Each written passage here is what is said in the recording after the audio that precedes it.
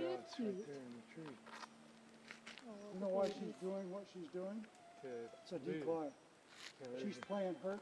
She's trying to distract you from her babies. Yeah. There's a baby grouse there and one there. There's another full one right there, see it? Yeah. There's a whole covey of them. Now what do you call them? Grouse? These are spruce grouse. Boy, you talk about good eating. Yeah, they used to be years ago. I mean, if I was in a desperation for food in the forest, with a 22, you can pop one of them pretty quick. It's all white meat. It's just so sweet, tender. Well, the Lord will give us what we want. Right. Yeah. Your baby's all shot. You're grouse. Shot a picture. No, it's not focusing on that one. She's still trying to. Is that them crying? That's her. That's the mother. And they're saying, oh, come and get me, come and get me. You're worrying me so much.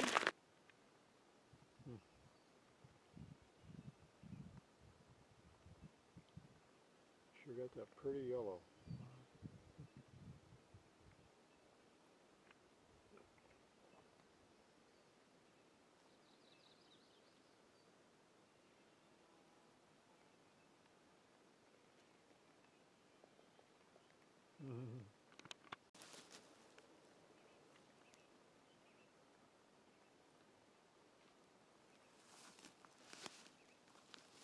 He's a pretty little fellow. Redhead.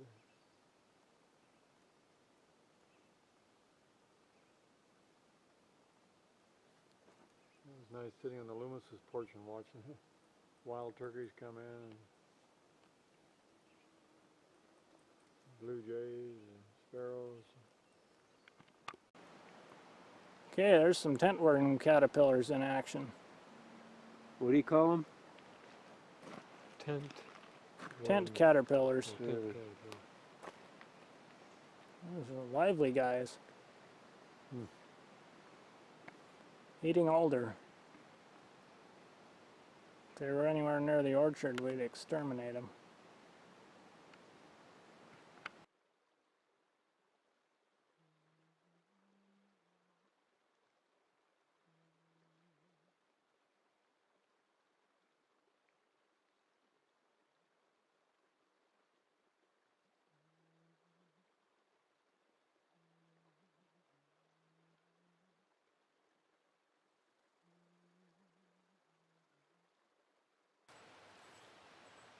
Now, in terms of survival, people wonder about food, how to keep your energy up, your blood sugar up.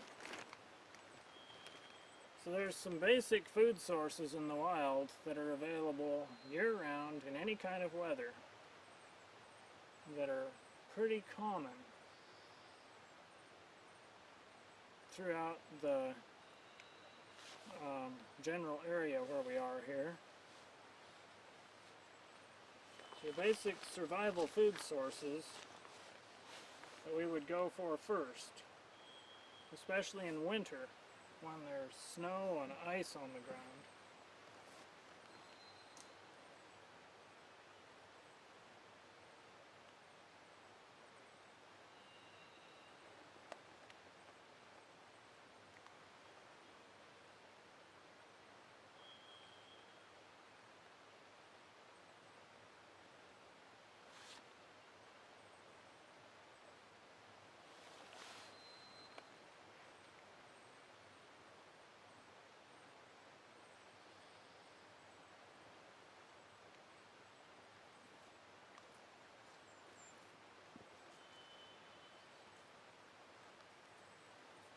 Tree bark. That's the inner layer of bark next to the wood. You peel off the scaly outer part, and it's the juicy inner cambium layer. That is your single most available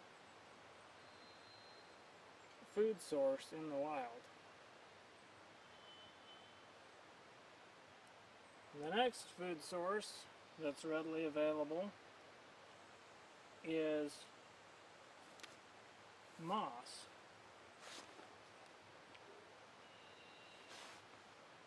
and lichen, specifically lichen.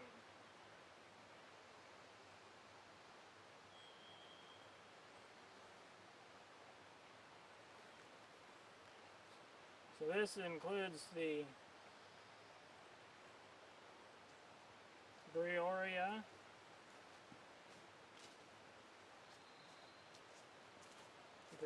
lichen, which is the black moss that hangs from the tree limbs. Now here we don't have much of it, but we do have this usnea, which really isn't very edible, but it's very useful. But the Brioria lichen, being black instead of light green and finer textured, is the edible variety. And then there's lungwort.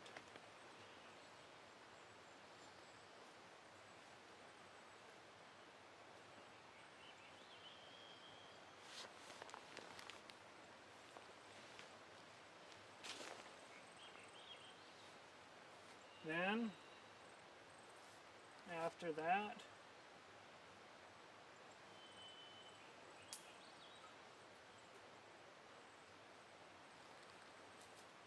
would be needles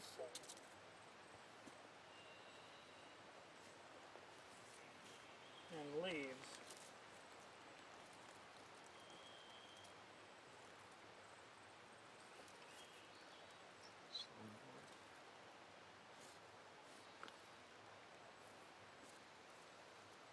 Here's one kind of lichen. I have eaten it, but it grows alongside many of both the usnea and the Brioria lichens. And you can chew on it and you can eat it. And then we have other photos we can clip in of the lungwort, which is a much larger, bulkier lichen. Now, needles and leaves.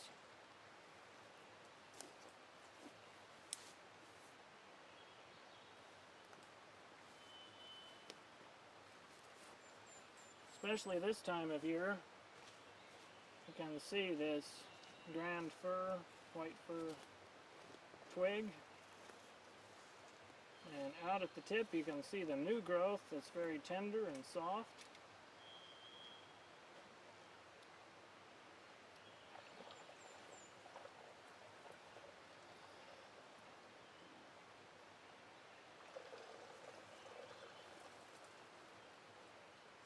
Even the stem there is totally chewable. In winter you're going to be needing to eat these darker green needles down here, which are tougher, and the stem of course is woody. But the rabbits just love this stuff.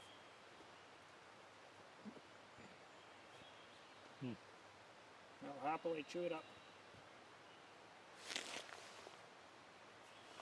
And the grouse also eat a lot of it, especially the blue grouse.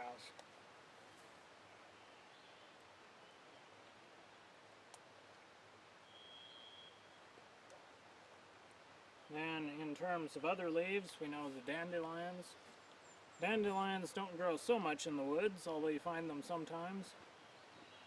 But there's plants such as violets. We have little yellow violets. Sometimes you find little blue violets. Those leaves are excellent. There's fawn lilies that come up in the spring. There's strawberry leaves that are edible. And huckleberry leaves are edible.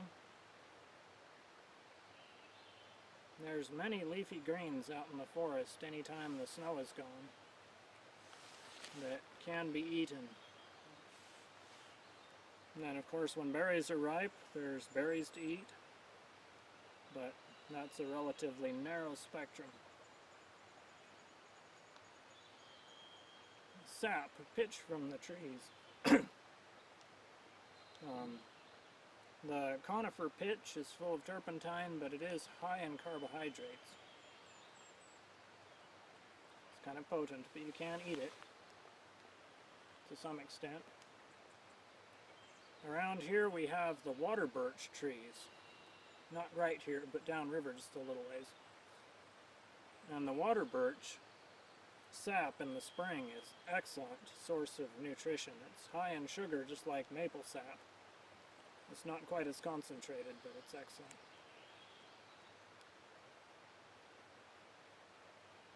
So these are all foods that are relatively available and certainly edible in a survival situation where you may have become lost or separated from your supplies and otherwise needing some nourishment.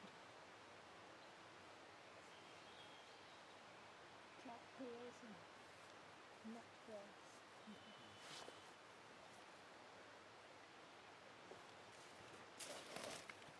Very savory, nice tasting tea. This Lungwort. is white fir it's on, right? Yes. But it grows on Grand fir. it grows on other trees as well, such as oak trees. Vervain. Bloom. V-E-R-V-A-I-N. Vervain. Yeah, it's Vervain. real sweet. Vervain. Vervain, that's a good one for Last Sabbath sickness. it was not bloomed. There's Queen's Cup. What is it? Queen's Cup. You know that one? Queen's Cup. So what do we do with Wild ginger. Not the cup to drink out of. Queen's Cup. that? Oh, I, Oh, it's just a beautiful lily. Queen's It has Cup. a sweet smell, Okay. Sweet. sweet fragrance. you can you eat the leaves? Very mild. But it's Yeah. nice. Huh? I like Can that you one. eat the leaves? Leaves on what? Queen's Cup. No. This one is poisonous, I think. Oh, that one's poisonous? Yes. See, you tell the difference between Queen's Cup and Mullen? the fawn lily or whatever. This one is hairy on the underside and the edges especially. And fawn lily is totally smooth, top and bottom. Hmm. But this one is nice. Nice flower. I'm going to try it for bug repellent. You're familiar with the alder?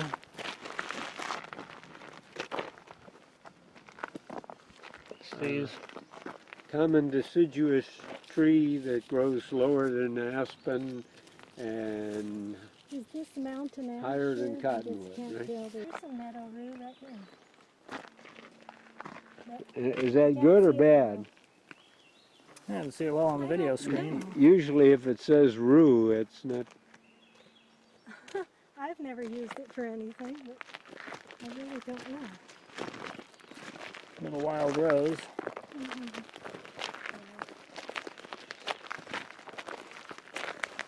Now there's some Brioria lichen, black moss.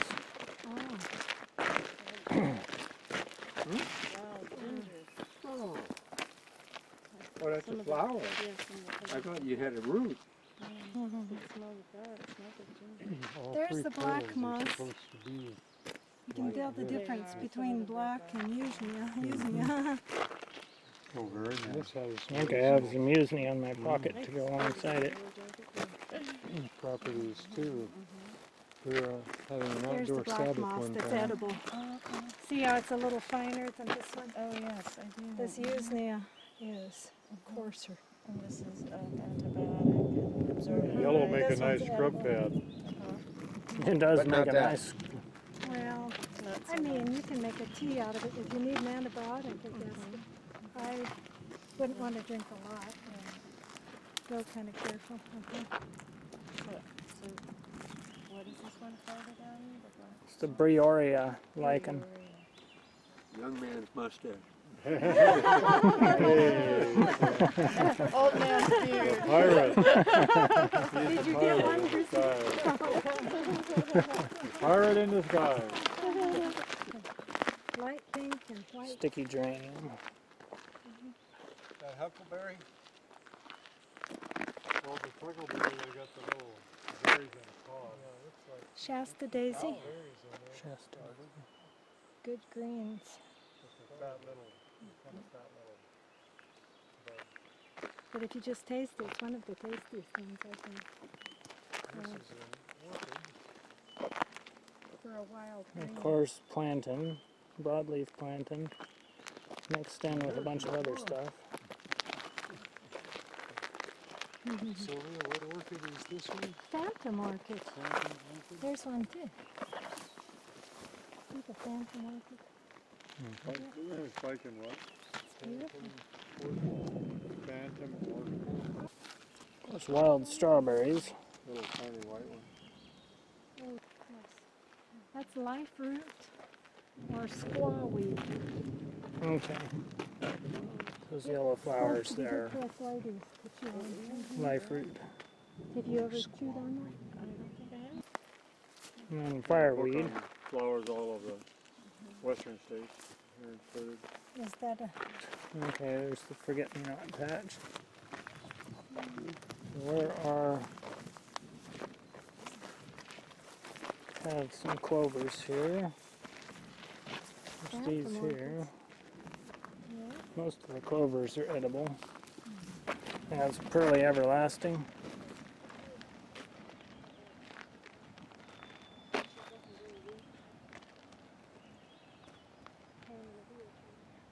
You guys burn wood for heat? What are your preferences? I like lodgepole real well, and then tamarack and red fir are fine too. You like lodgepole?